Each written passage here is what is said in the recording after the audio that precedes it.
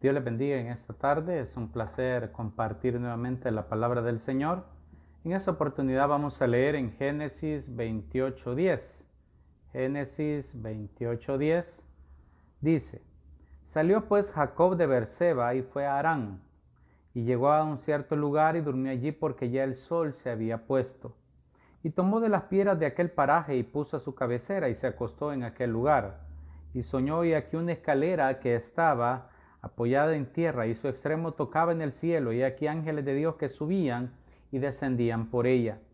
Y aquí Jehová estaba en lo alto de ella, el cual dijo: Yo soy Jehová, el Dios de Abraham tu padre, el Dios de Isaac. La tierra en que estás acostado te la daré a ti y a tu descendencia. Será tu descendencia como el polvo de la tierra, y te extenderás al occidente, al oriente, al norte y al sur, y todas las familias de la tierra serán benditas en ti y en tu simiente. He aquí yo estoy contigo, y te guardaré por donde quiera que fueres, y volveré a traerte a esta tierra, porque no te dejaré hasta que haya hecho lo que te he dicho. En esta tarde quiero hablar bajo el tema Dios no se ha olvidado de ti. Aquí leemos una porción en la cual Dios se le aparece a Jacob, el cual se encontraba huyendo de su hermano Esaú. Entonces se va de la tierra de Canaán.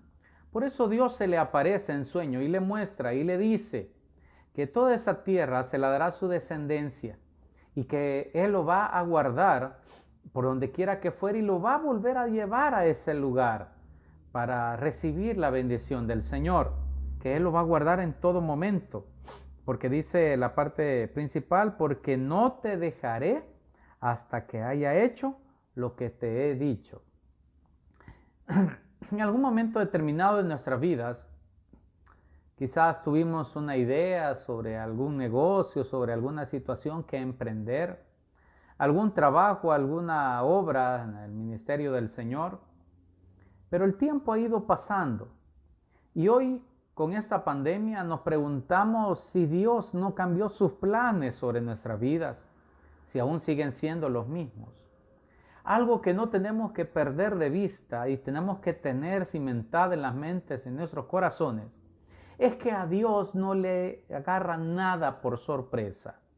Es decir, si tú pensaste que en aquel momento que Dios puso en tu corazón a emprender ese negocio, esa idea o ese ministerio, Dios no sabía que iba a suceder esto, estás equivocado. Porque Dios sí sabía que iba a suceder esta pandemia. Dios sí sabía que iba a acontecer toda esta situación. Y nos preguntamos si los planes de Dios siguen siendo los mismos. Por eso hace unos meses prediqué un tema que se llamaba En el cielo no hay crisis. Y es debido a eso que nosotros tenemos que tener claros de que Dios puede seguir obrando en nuestras vidas. Que ese proyecto que puso en un momento en nuestro corazón aún tiene validez. Dios no se ha olvidado de nosotros. Sencillamente que hay cosas que suceden en nuestra vida para nuestra enseñanza. Y todo este año ha sido de enseñanza. Hemos aprendido que realmente cada día trae su propio afán. Hemos aprendido que el dador de todo es Dios. Hemos aprendido que la provisión de Dios es diaria. Hemos aprendido a contentarnos con lo que tenemos. Es un sinfín de cosas que hemos aprendido en este año. Por ejemplo, la Biblia registra el hecho de que David fue ungido rey, pero no fue rey inmediatamente, sino que pasó por un proceso entre el cual podemos mencionar la persecución, porque Saúl lo quería matar. Podemos mencionar de que sus hermanos lo menosprecian cuando aquel filisteo llamado Goliat desafiaba a los ejércitos de Israel. Y un montón de situaciones que tuvo que afrontar David antes de realmente convertirse en rey. Porque el ungido de Jehová en ese momento era Saúl. Y mientras Saúl estuviera vivo, pues sí, él iba a seguir siendo el rey. David no lo iba a tomar a la fuerza. Entonces pasaron 13, 14 años para que eso se convirtiese en una realidad. De la misma forma, la Biblia registra diferentes momentos en los cuales nosotros podemos llegar a pensar de que Dios quizás ya se olvidó de nosotros. Por ejemplo, Elías, cuando derrota con la ayuda de Dios a aquellos falsos profetas de Baal y de Acera en el monte Carmelo, después recibe una amenaza de Jezabel y él siente miedo y huye. Pero en esa huida Dios le brinda alimento, lo fortalece y posteriormente se le aparece y le da nuevas instrucciones. Él pensaba que ya no iba a ser útil. Y de la misma forma, cada uno de nosotros tenemos situaciones en las cuales podemos ser útiles. Hemos recibido dones de parte de Dios, talentos, los cuales nosotros podemos ser útiles. Y aquello que hayamos recibido, un sueño, una visión, una idea de lo que Dios nos había emprendido a hacer, tenlo por seguro que esta pandemia no lo ha cambiado, porque Él ya sabía que esto iba a suceder. La Biblia también registra el hecho cuando el Señor dice que empezó a seleccionar a sus discípulos. Fue donde un tal Pedro que venía cansado de pescar y no había obtenido nada. Y el Señor le dice, vamos, boga mar adentro y echemos las redes. Y él dijo, Señor, toda la noche hemos pescado, nada hemos obtenido, pero en tu palabra lo haré. Y se fueron. Y en su palabra echó la red. Tanto fue la pesca que tuvieron que llamar a las otras barcas para que les ayudase a bajar el cargamento. Y habiendo sucedido ese milagro, el Señor le dice, sígueme y te haré pescador de hombres. Y estuvo dice, al instante dejó las redes y estuvo con el Señor todo el tiempo, esos años que estuvo con el Señor aprendiendo de Él. Y en medio de todas esas situaciones el Señor es apresado. Y cuando es apresado, lo reconocen y dicen, este es Galileo, este es que andaba con Él. Y Él niega al Señor. Pedro niega a Dios. Y en ese momento el gallo canta y se acuerda de aquellas palabras que el Señor le había dicho que antes que cantase el gallo, lo iba a negar. Y lloró amargamente. Posteriormente son testigos de que la piedra del sepulcro es removida y Jesús se les aparece estando reunidos en un lugar. Porque por un momento creo que Pedro pensó que aquello por lo cual Dios le había dicho que lo iba a convertir en pescadores de hombres, había quedado ya a un lado y regresa a pescar. Dice la Biblia en el Evangelio de Juan, capítulo 21, porque es el único evangelio que registra esta situación. Dice, después de esto, Jesús se manifestó otra vez a sus discípulos junto al mar de Tiberia. Aquí ya Jesús había resucitado. Y se manifestó de esta manera. Estaba junto Simón Pedro, Tomás llamado el Dídimo, Natanael el de Caná de Galilea, los hijos de Zebedeo y otros dos de sus discípulos. Simón Pedro le dijo, voy a pescar. Ellos le dijeron, vamos nosotros también contigo. Fueron y entraron en una barca y aquella noche no pescaron nada. Pero cuando ya iba amaneciendo, se presentó Jesús en la playa. Mas los discípulos no sabían que era Jesús. Y les dijo, hijitos, ¿tenéis algo de comer? Les respondieron, no. Él les dijo, echad la red a la derecha de la barca y hallaréis. Entonces la echaron y ya no la podían sacar por la gran cantidad de peces. Entonces aquel discípulo a quien Jesús amaba, o sea Juan, dijo a Pedro, es el Señor. Simón Pedro, cuando oyó que era el Señor, se ceñó la ropa porque se había despojado de ella y se echó al mar. Y los otros discípulos vinieron con la barca arrastrando la red de peces, pues no distaban de tierra, sino como 200 codos. Al descender a tierra vieron brasas puestas y un pez encima de ellas y pan. Jesús les dijo, traed de los peces que acabáis de pescar. Y subió Simón Pedro y sacó la red a tierra llena de grandes peces, 153, y aun siendo tantos la red no se rompió.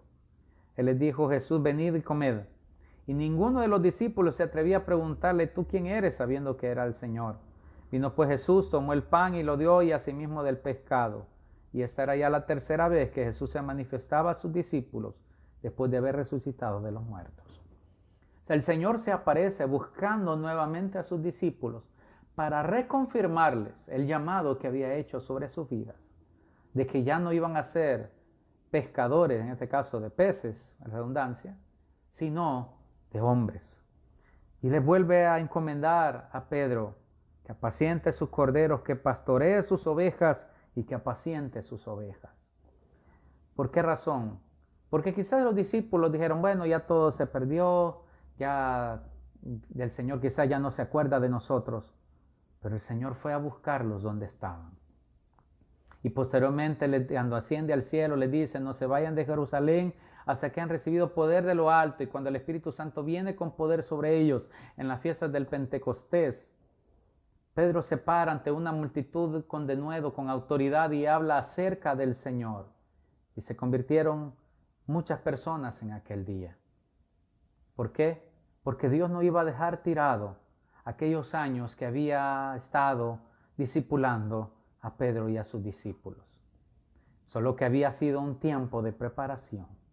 De la misma forma, no sé cuánto tiempo puedas estar esperando el cumplimiento de la voluntad de Dios, de lo manifestado por Dios en tu vida.